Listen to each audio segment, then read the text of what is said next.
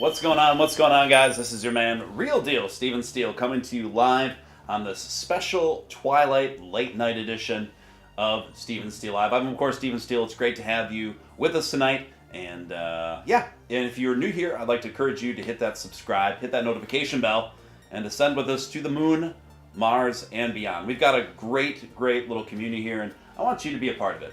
Also, if you haven't hit that thumbs up button, if you could just take a second to do that. It's the number one thing you can do to help the channel out with those tricky YouTube algorithms. So thanks in advance for that. And also, I got a lot of very interesting stuff to talk about tonight. We're going to get into it very shortly, boppers. But before that, I'd also like to add, if you feel compelled to super chat anywhere throughout the duration of this program, that's obviously hugely appreciated for the time and efforts put in. Without any further ado, let's see who is active in the chat tonight. We got Swift Lipinski. Welcome, Swift. Kryptonian, good to see you. Keith Havens. Mr. Mershra, and he's got a question there. I will get back to that momentarily. Diamond Hands Freddy, Mike Tracy, Kai Lynn, and Robbie Gilchrist, the Dogecoin Dolphin. Good to see you as always. Mama Crypto helping to hold things down. Modding, appreciate that. Jeremy Abbott, haven't seen you in a bit. Good to see you back in the mix. Zombie Doge Army, of course. What Steele stream would be complete without a Zombie Doge Army? Who else do we got here? RW, good to see you, RW. And Jason Huffman. Yes, indeed, Jason Huffman, the man with a plan. Who else do we got in here? Crypto Leprechaun, great to see you, Crypto Leprechaun. Nate Nay, what's up as well? Did I get everyone covered? Oh, Georgie, good to see you, Georgie. Who else? Triple Distilled, what's going on? Triple Distilled. And the rest of you fine people, you lurkers in the background. Welcome. Jason Huffman starting things off with a $5 super chat. I'm digging the hat. Thanks. It's still technically skull cap season here. Here in the Midwest, where I am, March is still winter. I mean, for all intents and purposes, March is basically a time of year where you get like a couple nice spring days, and the rest of it's pretty much winter. And this episode is brought to you by Zevia, the creamy zero-calorie soda. No, I'm just kidding. I'm not sponsored by them. Though if somebody works with them, I would love to be sponsored by them. This is actually my favorite soda. It's got 0 calories, 0 carbs, and it's sweetened by stevia, which is an herb. Yeah, so I love that stuff. Anyway, Sadarsh, good to see you in the mix as well. So without any further ado, let's get down to it. And I will get down to it momentarily because I just realized I accidentally closed the tab with all of my notes on it for tonight's episode. So we're just reopening that here, gang. We're reopening that. Thank you for your patience. You guys are always a pretty patient crew. And I appreciate that. Kind of an interesting, funny story right at the top here, guys. This one comes courtesy of Cointelegraph. Crypto tattoos to the moon. Bitcoin and Doge Inc. searches doubled in the last year. Crypto tattoo searches on Google and Instagram swelled by over 200% in 2021, while the Bitcoin B had been tattooed over 900 times, according to new data. The crypto ecosystem houses have devoted followers who have had the logo of their favorite cryptocurrency etched on their skin for life. According to the latest data from CryptoHead, more than 900 people worldwide, that's just the ones that they can easily track and report, have inked themselves with Bitcoin tattoos, while Dogecoin and Ethereum tattoos are also on the rise. The research analyzed Instagram hashtags and Google search volumes, revealing crypto tattoo searches had increased by 222%. Despite lackluster price action, more and more crypto enthusiasts seek to get inked That's a really difficult sentence to say. Seek to get inked with a crypto logo. So yeah, do any of you guys have crypto tattoos? Is there anyone that actually has a Dogecoin tattoo here? I know a couple people that have them. I'm not one of them. But of course, my former co-host Nick Balls, he's got a big old Dogecoin tattoo. I know my friend Crypto Batman's got a Dogecoin tattoo as well. Someone using the Sadaf emojis. I was just actually literally texting back and forth with Sadaf while I was getting ready for the show. So we're going to have her back on here. I'm actually still putting together that 1 year anniversary special, and I'll have information about that very, very soon. Zombie Doge Army already celebrating 10 months of membership. Time flies when you're having fun, my friend. Has it been 10 months already? Don't know why it says 7 when it's 9 and 10 days. Well, on your end it says 7, Zombie Doge Army, but on my end I'm seeing 10 months, so it's correct on my side.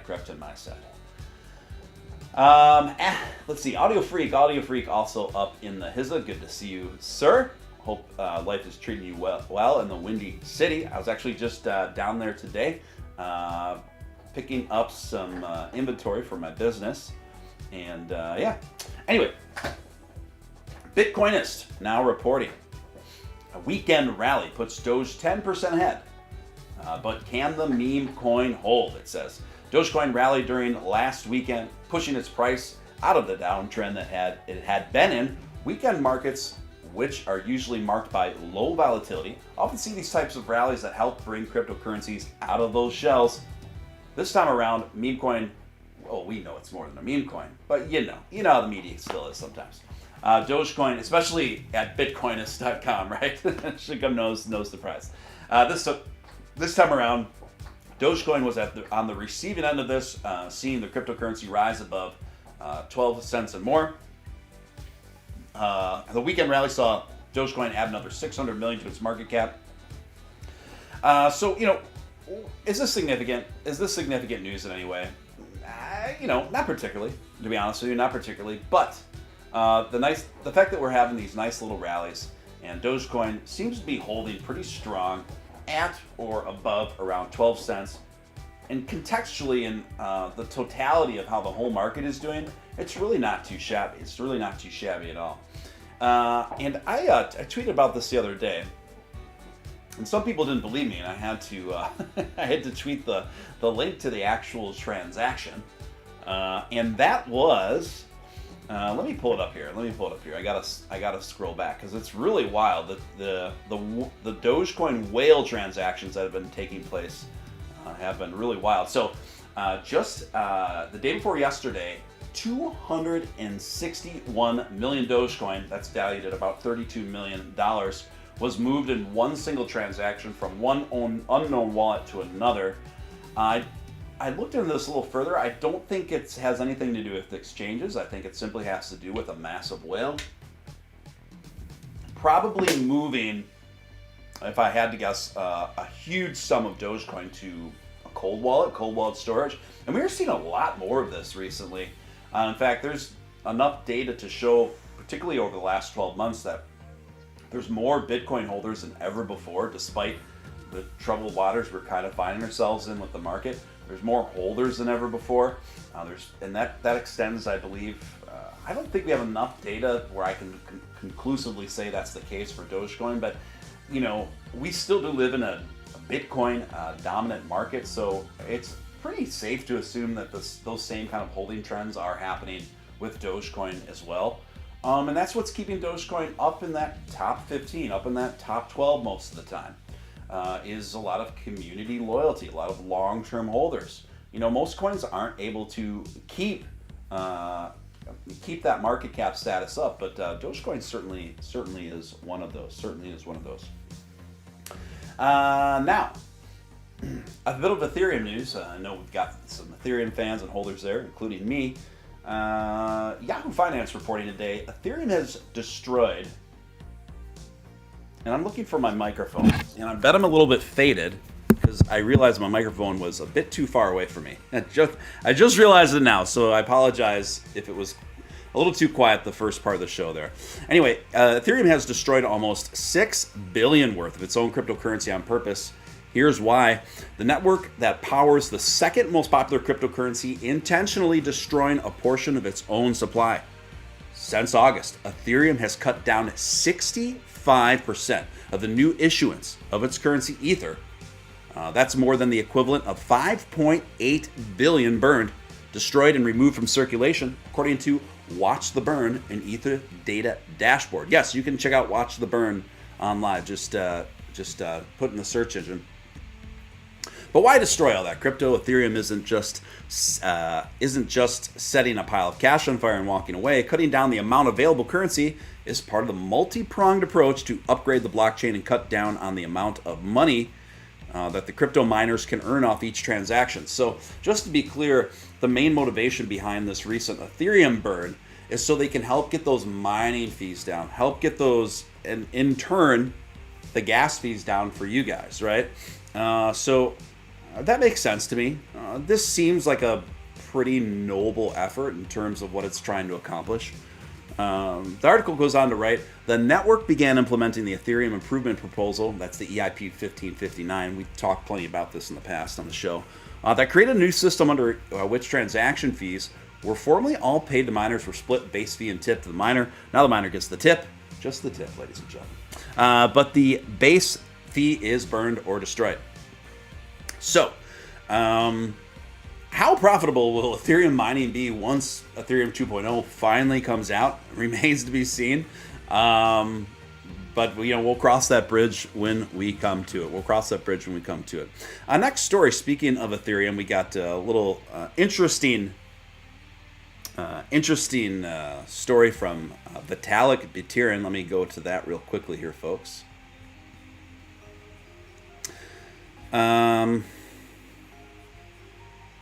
Here it is. Sorry for the delay there. CNBC reporting, Ethereum's founder worries that crypto has a lot of dystopian potential if implemented wrong. Yeah, you don't say. I think this observation is an astute one. One of the most influential voices in cryptocurrency is sounding the alarm about the future of the space. Vitalik Buterin, who co-created Ethereum in 2013, said in an interview with Time magazine published on Friday. Now, as you recall, Ethereum. Vitalik Buterin was on the cover of Time magazine just last week. Pretty epic. And I joked, how long is it going to be before the co-creator of Dogecoin, Billy Marcus, is going to have his giant avatar on the cover? That would be pretty funny. As published on last Friday, he worries about trends that he has observed in the space, telling the publication that crypto itself has a lot of dystopian potential if implemented wrong.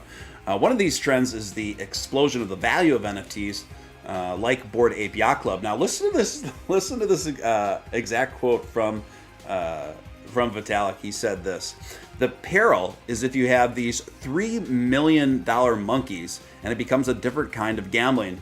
Buterin said. I mean, he's not wrong. If we don't exercise our voice, the only things that get built are the things that are immediately profitable, he said, and those are often far from what is actually best for the world. I can't argue with that logic either. He's obviously a really brilliant guy. At the same time, he's already a billionaire. I always kind of sympathize with people who are just desperately trying to make it, that are working class, and consequently we don't always make the best decisions or investments in that regard, but yeah, nevertheless, I do think this is a sage warning and pretty wise words from Vitalik on this. Though Buterin is influential in the crypto space, he doesn't have the power to single-handedly ensure his vision for Ethereum comes to fruition. The founder fundamentally rejects the idea that anyone should hold unilateral power over it, Time reports. So, some more interesting thoughts from Vitalik Buterin there. He always has a lot to say and is a very, very brilliant man in his own right. Let's see what we got here. Like Spike for Steven Steele. I like that. I've never heard that term before. Thank you, Dingus. Like Spike. Hey, let's make it a like Spike here on Steven Steele Live. That's not going to be the last time I use that phrase. And thank you for showing me it.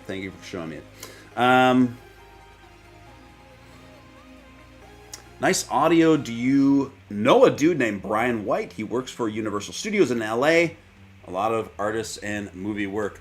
I can't say I know that person off hand. Oh, he's talking to Audio Freak, and that makes more sense. Just catching up. I'm just quickly scrolling the chat, making sure I'm not missing anything, what you guys are talking about, as it may relate to me or questions. Anyway, I think we're all caught up in the chat. We got a nice little crew here up in here tonight, for considering how late this show is. Most people are going to watch this tomorrow, but It's literally almost 10 minutes after 2 in the morning in my neck of the woods, and give or take an hour considering where you are in the United States anyway, and those of you who are overseas, welcome as well. Speaking of people overseas, there was one of the overseas viewers at the top of the show asked, let's see, hey Steven, what's the possibility for Doge to reach $3 per coin, please? Fair question. I strongly think that Dogecoin is going to get to $3 eventually. I think it's pretty unlikely that's going to happen in the near future. Then again, as I explained many times before, things could come together very rapidly, in a very exciting fashion for Dogecoin due to a number of factors. The main one, foremost, that stands out to me, of course, is full Dogecoin implementation integration with Tesla. This could certainly have skyrocketing effects. I'm not putting out that to say that's going to happen for sure, but I'm saying a decision like that certainly has the potential, okay, to make insane gains. Now, to the degree of $3, that'd still be a pretty tall order when we're looking at the market cap value that it would require to do so. But at the same time, I don't take these things off the table, particularly when you consider how volatile this market is one way or another. I mean, cryptocurrency.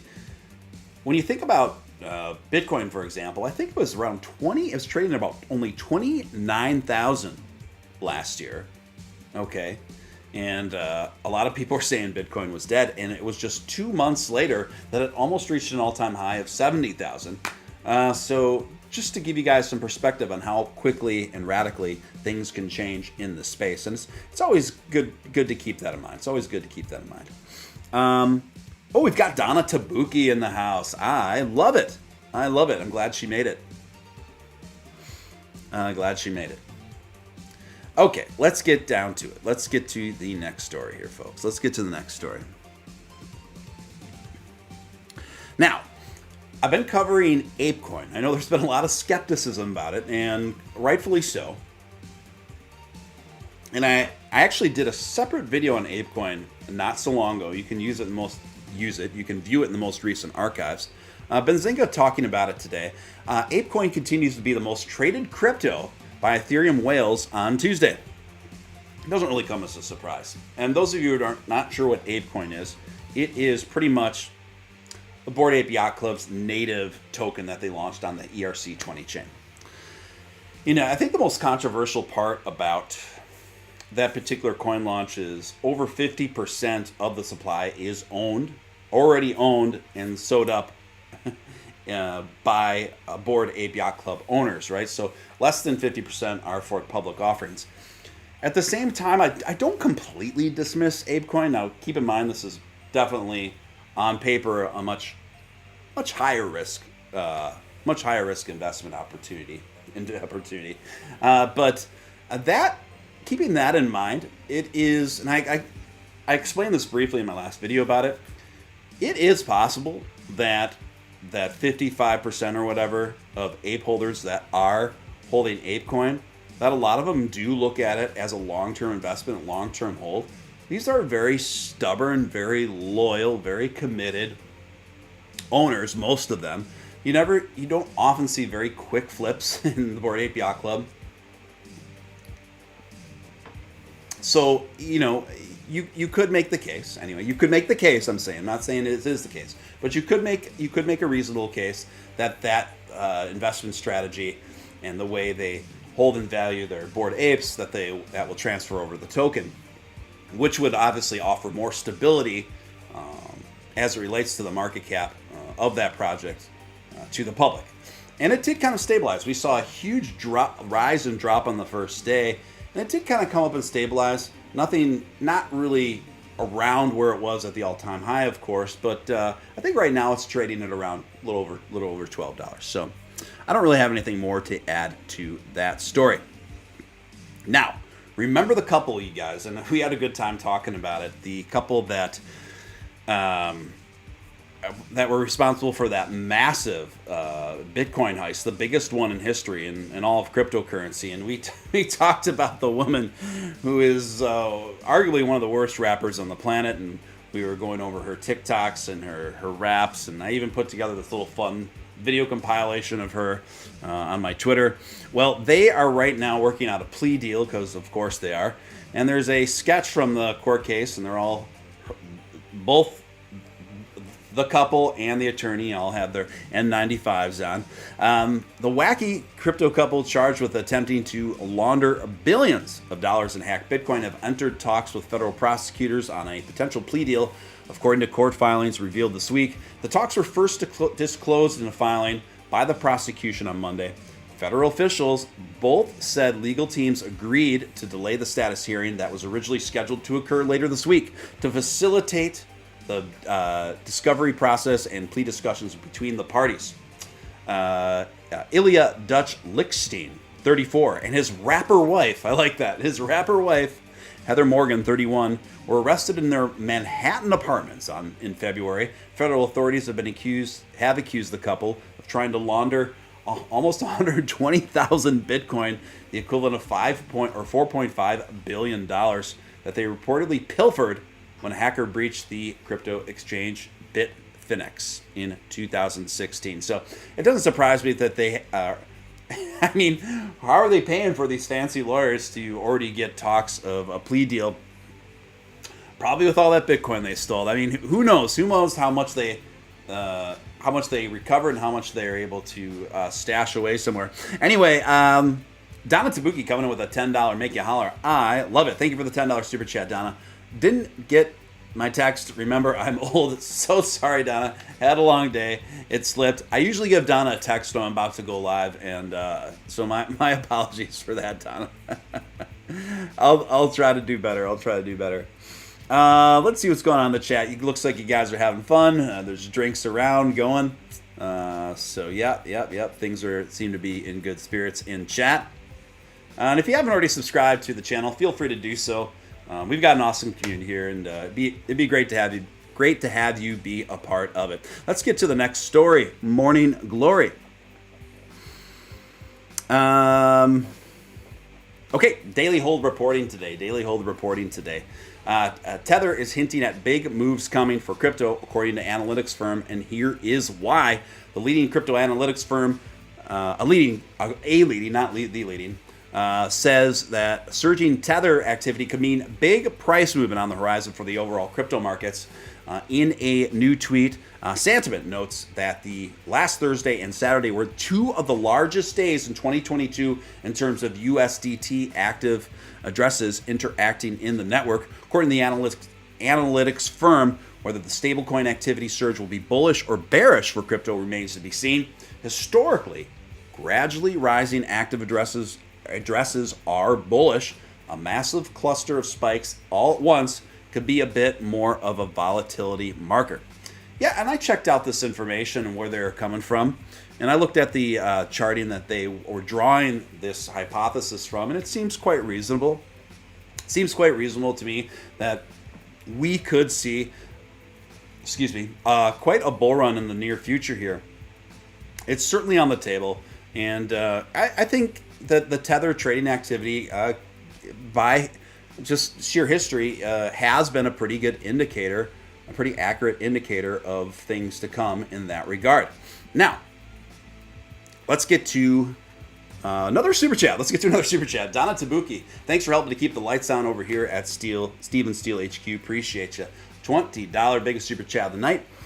Oh boy, you're going to get me in some trouble here. She asked, what if Putin isn't wrong? Check out podcast, The Evil Lawyer's Guide to Life.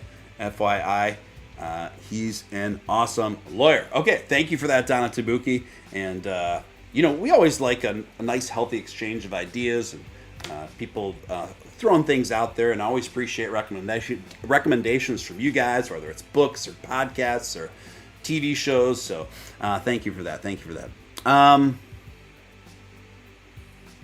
Now you guys are talking about freezer-dried food. What about astronaut food? What about astronaut ice cream? It sounds so cool when you're a kid. Astronaut ice cream. Until you actually have it, it kind of tastes like one of those bad powdered protein mixes or something. Yeah, it's nice to have for a novelty at once, but Anyway, why don't we address an elephant in the room going on here? I was busy all day on the road, mostly working, and I saw my DMs just going a mile a minute, and I literally wasn't able to check any of the stuff out, let alone survey the landscape on Doge Twitter. I finally was able to once I got home later at night, and then I was kind of catching up everything, and I was like, holy smokes, right? So what had happened is Matt Wallace had announced anyway, that he was launching a new token called Accept Doge with the intention anyway. They said it so on the roadmap anyway, that with the intention of promoting Dogecoin. The main function of the coin was to use the influencers that were involved with it and the people that were most active and involved with it to encourage more businesses to accept Dogecoin. And then the branding was pretty similar in terms of like the logo and stuff. It's used the same Dogecoin, iconic Dogecoin dog and these sorts of things. And Billy Marcus tweeted this out today. If you're wondering why the hate train on certain Dogecoin influencers is heavy today, is because they are releasing an unnecessary crap token with the Dogecoin name and pretending it's helping Dogecoin. No crap token helps Dogecoin. Anyone who buys this crap token is stupid. So Billy's a very, very colorful communicator, and so he's just letting it all out there, letting it rip out there today. Very spirited, very spirited. And then I thought it was pretty interesting. One of the and we got Remy here. We got co-host Remy. She needs love. She needs her attention. Everyone say hi to Remy. She loves you guys. She needs to be seen. She needs to be seen. She's not human, but she needs to be loved. Okay. All right. Unofficial co-host Remy, right? Sweetheart, Remy, you got to calm down. I'm in the middle of reporting a very important story. The real life Doge. Real life Doge covering a Dogecoin story. How appropriate is that? Okay, so Timothy Stebbing, who is one of the primary Dogecoin developers. Lay down, sweetie. Lay down. Lay down. Good girl. Okay. So Timothy Stebbing, one of the most active Dogecoin developers right now, and he's the guy, one of the main guys that's been working so hard on the Giga Wallet behind the scenes. He's also a member of the Dogecoin Foundation. He tweeted this out today. He said, FYI, launching a trademark infringing token to quote-unquote help Dogecoin does not in fact help Dogecoin. It actually just means more of the budget and time goes to lawyers to write letters rather than hashtag building the future of a digital currency. So Timothy Stebbing voicing disapproval for the project as well. I did see that Matt did release a video later this evening, probably about 11 p.m. My time anyway, wherein he hinted that he means no ill will by this project. And he just straight up said that, really. And then he was also talking about how he's open to tweaking and rethinking some things with this project, that he doesn't want to see too much division caused over this, and claims that he just wants to help advance Dogecoin in terms of its adoption and acceptance and more outlets and more companies. So that's what Matt said, and that was his latest statement on that. So it seems like he's open to perhaps maybe rebranding it, and maybe I can't. We'll see. But that was just kind of the impression I got anyway from the latest statement there. Of course, a lot of people have been very upset about this, and people have been very passionate about this. Guys, I just want to see the community come together and come to a resolution, okay? And hopefully we won't be spending too much time on this, and hopefully the people won't get too obsessed with being, drama merchants about this, frankly. But I can certainly understand the sentiments that people expressed today, and I really hope the community can just come together and we don't spend too long in kind of this divisiveness here. So we'll wish for the best. We'll wish for the best. Let's see what's going on. Remy, calm down, sweetie. Calm down, sweetie. I wonder with the Jason says, I'm wondering if the image used with Elon's image with the glasses is going to get him in trouble, or the Doge image itself. I'm not sure. I'm not sure. Can you call Remy?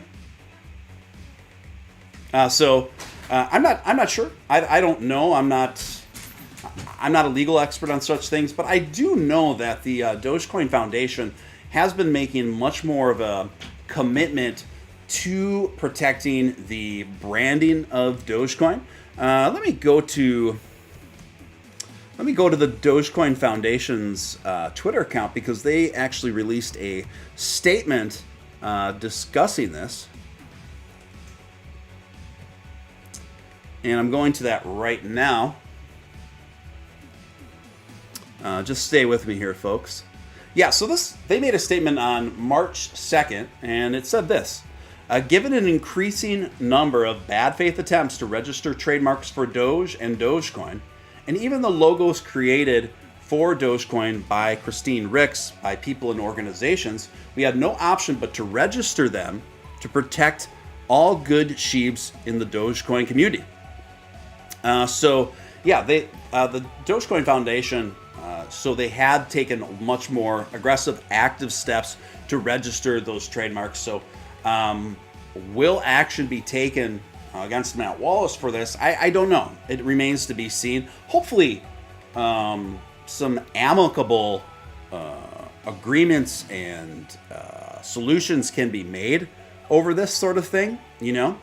And I know that people have very passionate feelings about this stuff, and I get it, guys. But let's hope we can move on this and not spend too much time on the division stuff. But I did want to report on this story because lots of people are asking me to talk about it, but I had to take some time to really brief myself on the situation and look into it before talking about it.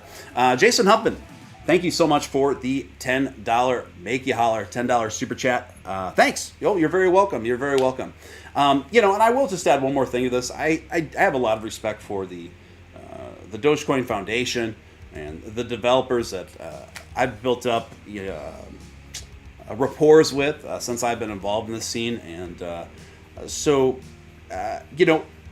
I do respect their opinions, and I just hope I hope folks can come to an agreement here.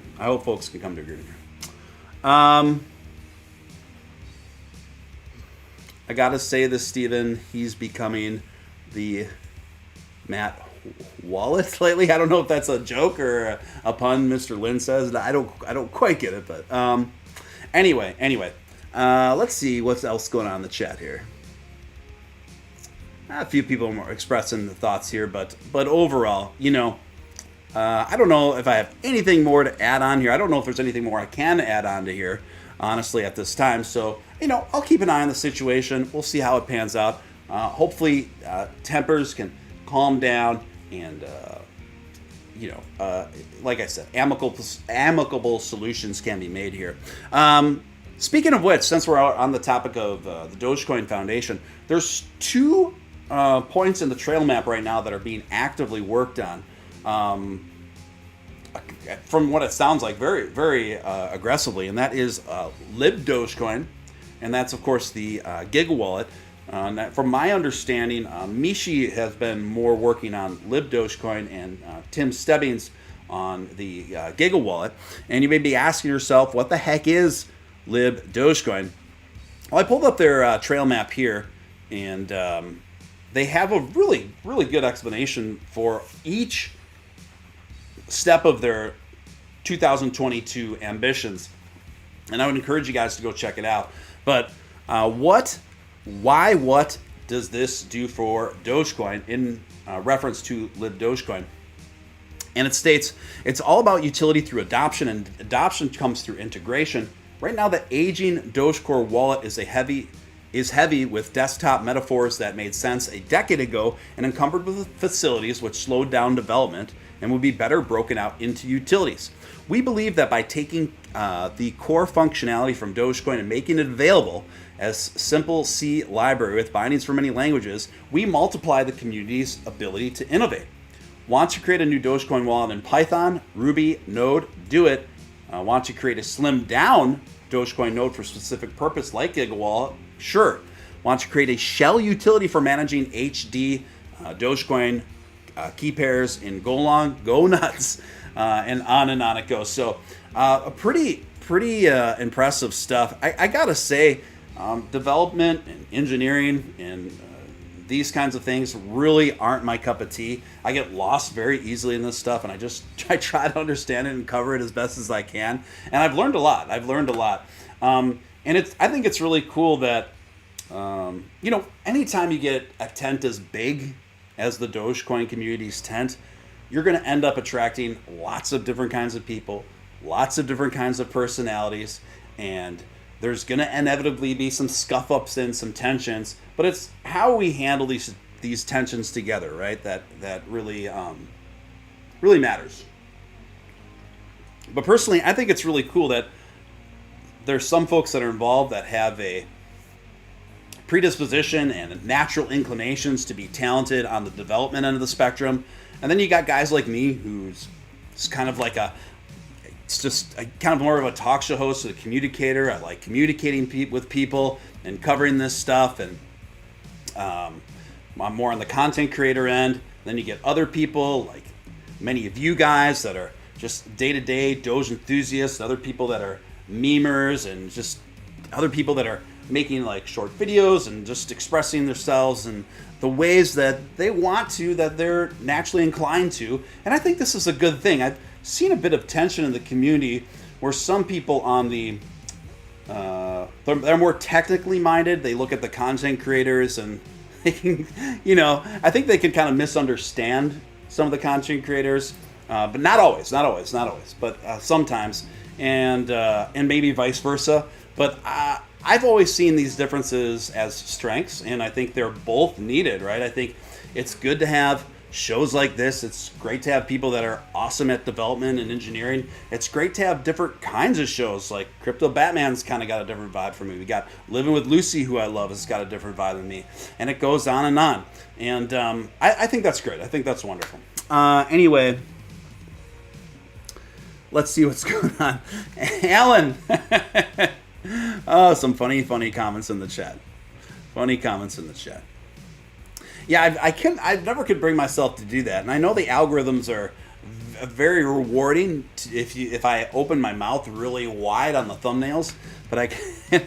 And I've been advised actually to do that by a few different people, and I'm sure the funny thing is, I'm sure if I did start doing that on a regular basis and looked like I was having the most surprised day of my life every single time I posted a video, I'm sure I'd have a lot more subscribers, frankly. I'm sure it'd have a lot more engagement, but I just can't do it, man. I just can't do it. Plus, I think it's inviting you to draw stuff in there, I'm not dissing those that do. It is funny. I mean, that's one thing we can all agree on, right? It's funny. It's just not my style. I got my style. Other people have their style. Brutus, good to see you, Brutus. Bitcoin is not digital gold. Digital gold is digital gold. XAU. I like Doge too. I wish it was attached to gold somehow. Yeah, that's a fair point with XAU. That's a fair point. And we've always said that Bitcoin is a hedge against inflation. Well, recent trends show that may not be the case for a long time to come, but I think eventually it will. I made one thumbnail, you guys, once. I made one thumbnail that was like a total parody, and I took one picture where my mouth was as wide open as I could get it, and I was like on, and then I had it was so ridiculous. I had monster trucks just flying randomly, flames, and an atom bomb explosion, and just all this stuff. I have to find that thumbnail. I'm sure it's in my archive somewhere. Anyway, I just thought it'd be funny to make one parody of that kind of stuff. Anyway, the GigaWallet. Let's switch over to the GigaWallet because developer Tim Stebbings has been doing very important work on this. The project GigaWallet, and there's been so much progress underway with this, and really excited about this. And the GigaWallet, according to the website, the Dogecoin Foundation. The GigaWallet project is an open source initiative aimed at filling the gap of providing Node API solution that can be set up in seconds and allow a developer to add Dogecoin transactions to their platform as easily as they might with any polished payment provider. And I've covered the GigaWallet a few times already. The best way I know how, anyway. And from what my understanding, I think the GigaWallet is an absolute game changer in terms of the level of adoption that it could accomplish for Dogecoin. So essentially what the GigaWallet is going to do, it's going to enable small businesses, large businesses to be able to accept Dogecoin as a form of payment in a very comprehensive, user-friendly manner, right? Because usability and something that people can easily understand goes hand in hand with the level of adoption that can be achieved. So, big ups to, I don't think, the kids don't say big ups anymore, do they? The kids say big ups? The kids say big ups? No, I think that was like 8 years old. Anyway, so props. Props is a timeless one, right? Big props to Tim Stebbings and anyone else that may be working on the Giga Doge wallet, because I think this is it's quite massive. This could be quite massive.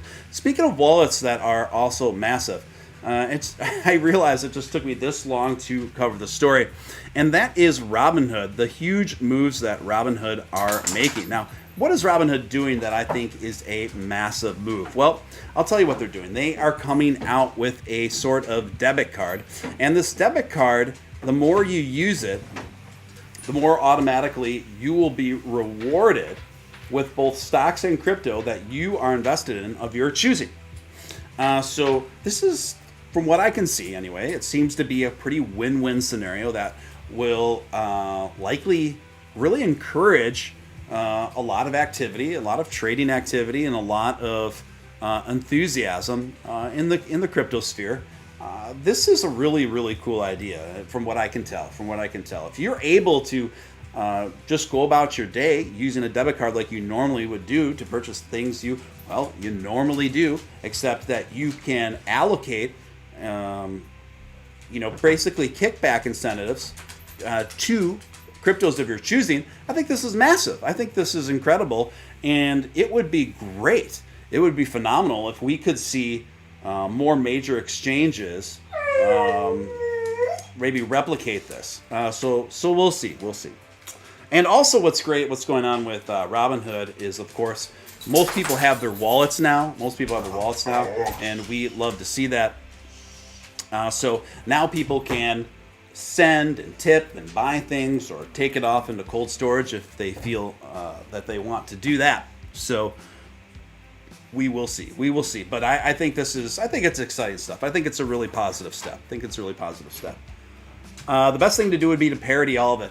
Well, I kind of do that here. I'm kind of a self-parody.